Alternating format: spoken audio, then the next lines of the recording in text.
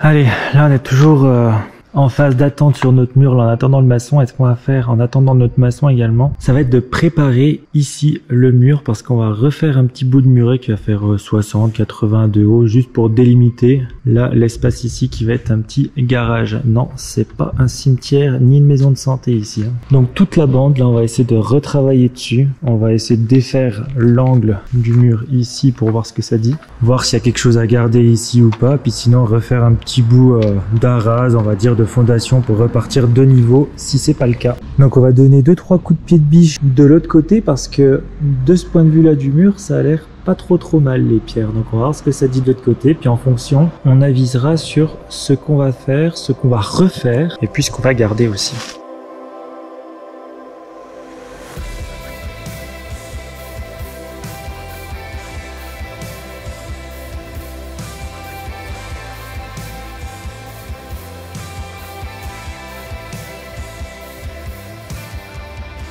Bon, bah dans un premier temps, on va tout enlever jusqu'à ce petit amas de béton. Et puis on va se projeter dans la continuité de ce joint-là pour arriver jusqu'au bout du mur. Donc maintenant débarrasser, enlever les quelques pierres du dessus, se faire casser les oreilles par le chef. Et puis on a tout bon.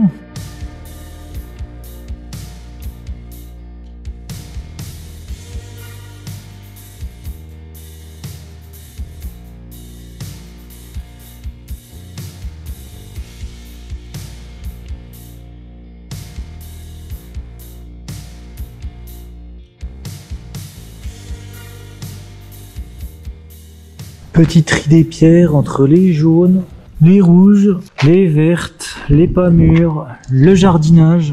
Il y a tout ce qu'il faut dans ce mur. On va en garder une bonne petite partie quand même, parce qu'il y a quand même des belles pierres, hein.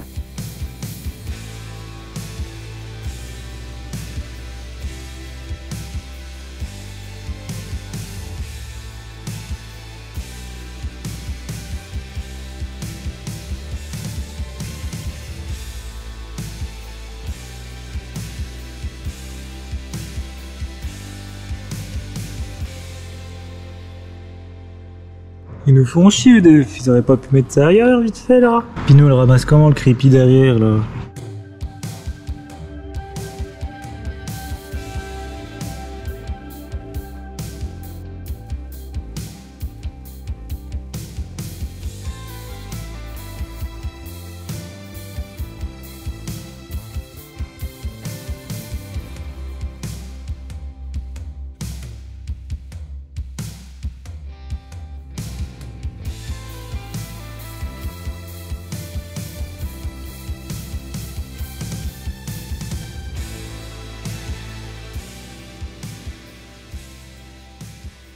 Et maintenant, on va s'attaquer à cette petite bandelette là sur toute la longueur qu'on va devoir mettre au propre et sur laquelle on va sûrement recouler une petite arase pour remonter droit et rejoindre le mur que l'on vient de démonter.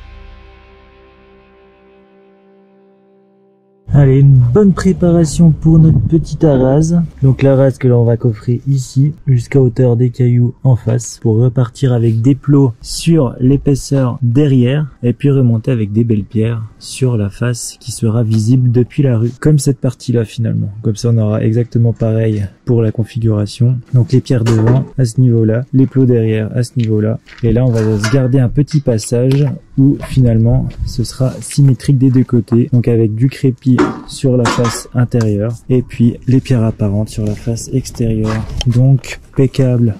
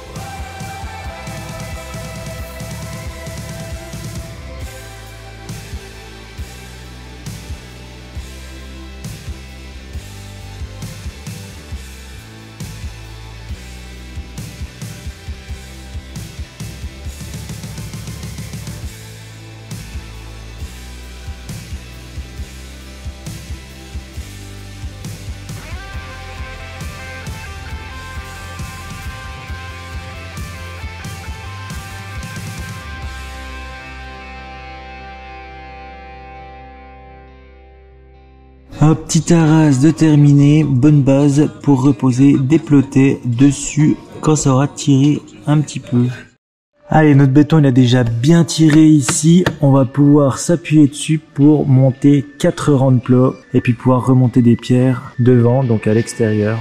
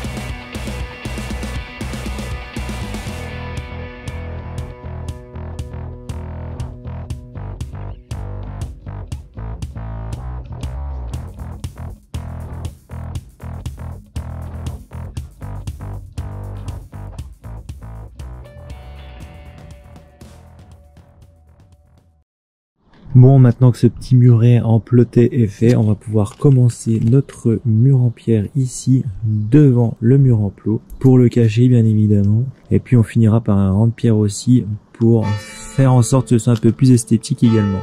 On a également fait en sorte qu'il y ait un petit raidisseur, parce que ici, plus tard, il y aura une terrasse ouverte là-haut, et du coup, il y aura un poteau qui va venir ici. Donc une base solide, c'est mieux.